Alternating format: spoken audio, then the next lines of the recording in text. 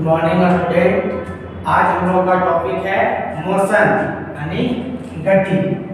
Motion यानी गति पहले कैसे कहते किसे हैं, तो कहता है कि कोई वस्तु का रेफरेंस में उस वस्तु की तुलना में क्या होता है, समय के साथ परिवर्तन होता है, तो वस्तु गति में कही जाती है। जैसे आप देख रहे होंगे कि अन्य वस्तुओं की तुलना में अगर किसी वस्तु की स्थिति में समय के साथ परिवर्तन होता है तो वस्तु गति में कही जाती है। जैसे एग्जांपल में आप समझिएगा कि पॉइंट ए से कोई वस्तु क्या कर रहा है, यहाँ से जा रहा है, बी तक पहुंच रहा है, मतलब इस वस्तु की तुलना में कुछ समय के बाद वस्तु यहाँ तक आ गया, मतलब वस्तु इस तुलना में क्या किया गया, गति में आ गया।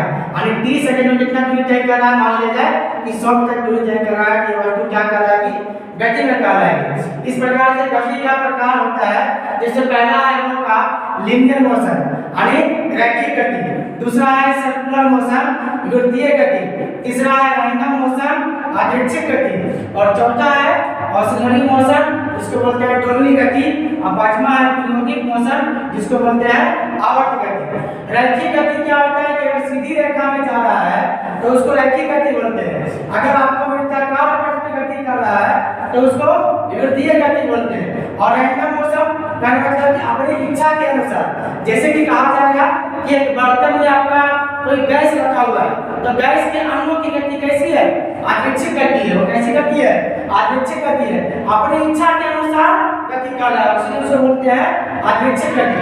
अगला है दोलनी गति। तो दोलनी गति का अर्थ कहता है कि एक ही पॉइंट के आगे पीछे या तो ऊपर नीचे गति करता है, दोलनी गति कहलाता है। जैसे आप लोग देखे होंगे झूला की गति क्या होता है, झूला में यहाँ पे आदमी बैठा रहता है, झूले की गति उसको क्या बोलते हैं, दोलनी गति बोलते हैं। अगला पीरियोडिक मोशन।